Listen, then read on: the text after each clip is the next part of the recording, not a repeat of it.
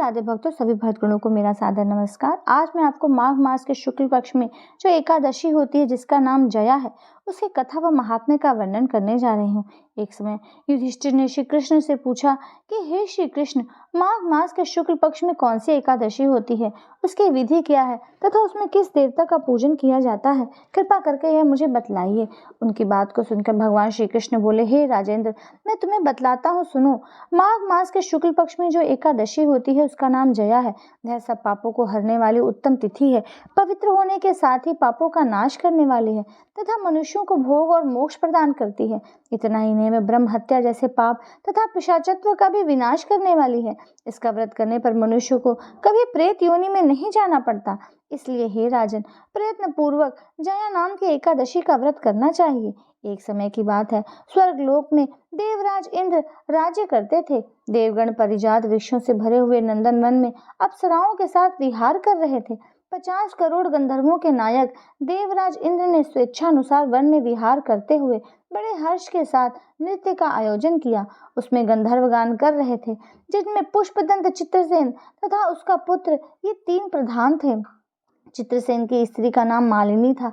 मालिनी से एक कन्या उत्पन्न हुई थी जो पुष्पवंती के नाम से विख्यात थी। पुष्पदंत गंधर्व के एक पुत्र था जिसको लोग माल्यवान कहते थे। माल्यवान पुष्पवंती के रूप पर अत्यंत मोहित था। ये दोनों भी इंद्र के संतोषार्थ नृत्य करने के लिए आए थे। इन दोनों का गान हो रहा था। इनके साथ अप्सराएं भी थी। परस्पर अनुराग के कारण ये दोनों मोह के वशीभूत हो गए। चित्त में भ्रांति आ गई, इसलिए वे शुद्ध गान न गा सके। कभी ताल भंग हो जाता और कभी गीत बंद हो जाता था। इंद्र ने इस प्रमाद पर विचार किया और इसमें अपना अपमान समझकर वे कुपित हो गए। अतः इन दोनों को शाप देते हुए बोले, ओ मूर्खों, तुम दोनों को धिक्कार है। तुम लोग पतित और मेरी आज्ञा भंग करने वाले हो, अतः पति पत्नी के रूप में रहते हुए पिशाच हो जाओ।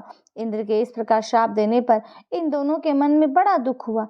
वे हिमालय पर्वत पर चले गए और पिशाच योनि को पाकर भयंकर दुख भोगने लगे। शारीरिक पातक से उत्पन्न ताप से पीड़ित होकर दोनों ही पर्वत की कंदराओं में विचरते रहते थे। एक दिन पिशाच ने अपनी पत्नी पिशाची से कहा, हमने कौन सा पाप किया है जिससे यह पिशाच योनि प्राप्त हुई है। नरक का कष्ट अत्यंत भयंकर है तथा पिशाच योनि भी बहुत दुख देने वाली है, अतः पूर्ण प्रयत्न करके पाप से बचना चाहिए। इस प्रकार चिंता मग्न होकर वे दोनों दुख के कारण सूखते जा रहे थे। दैव योग से उन्हें माघ मास की एकादशी तिथि प्राप्त हो गई। जया नाम से विख्यात तिथि, जो सब तिथियों में उत्तम है, आई। उस दिन इन दोनों ने सब प्रकार के आहार त्याग दिए, जलपान तक नहीं किया, किसी जीव की हिंसा नहीं की, यहाँ तक कि फल भी नहीं खाया। निरंतर दुख से युक्त होकर वे एक पीपल के समीप बैठे रहे। सूर्यास्त हो गया। उनके प्राण लेने वाली भयंकर रात उपस्थित हुई। उन्हें नींद नहीं आई। वे रति या और कोई सुख भी नहीं पा सके। सूर्योदय हुआ। द्वादशी का दिन आया। उन पिशाचों के द्वारा जया के उत्तम व्रत का पालन हो गया। उन्होंने रात में जागरण भी किया। उस व्रत के प्रभाव से तथा भगवान विष्णु की शक्ति से उन दोनों की पिशाचता दूर हो गई। पुष्पवंती और माल्यवान अपने पूर्व रूप में आ गए। उनके हृदय में वही पुराना स्नेह उमड़ रहा था। उनके शरीर पर पहले ही जैसे अलंकार शोभा पा रहे थे। वे दोनों मनोहर रूप धारण करके विमान पर बैठे और स्वर्गलोक में चले गए। वहां देवराज इंद्र के सामने जाकर दोनों ने बड़ी प्रसन्नता के साथ उन्हें प्रणाम किया। इन्हें इस रूप में उपस्थित देखकर इंद्र को बड़ा विस्मय हुआ। उन्होंने पूछा, बताओ, किस पुण्य के प्रभाव से तुम दोनों का पिशाचत्व दूर हुआ है? तुम मेरे शाप को प्राप्त हो चुके थे, फिर किस देवता ने तुम्हें इससे छुटकारा दिलाया है?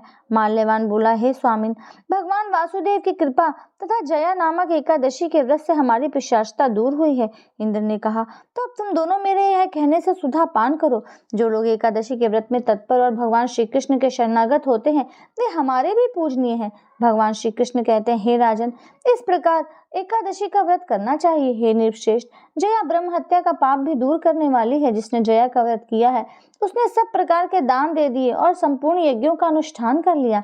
इस महात्म्य के पढ़ने और सुनने से अग्निष्टोम यज्ञ का फल मिलता है। श्रीमन नारायण नारायण हरि हरि, भजमन नारायण नारायण हरि हरि, हरि ओम नमो नारायणाय, ओम नमो नारायणाय। भक्तों, इस प्रकार से मैंने माघ मास के शुक्ल पक्ष की एकादशी की कथा व महात्म्य का वर्णन किया है, जिसको पढ़ने व सुनने से अत्यंत ही शुभ फलों की प्राप्ति होती है। आशा करती हूँ आप इससे लाभ प्राप्त करेंगे। और अधिक लाभ प्राप्त करने के लिए मेरे चैनल को सब्सक्राइब करें, बेल आइकन को प्रेस करें तथा वीडियो को अधिक से अधिक शेयर करें। अगला वीडियो आने तक के लिए नमस्कार, राधे राधे।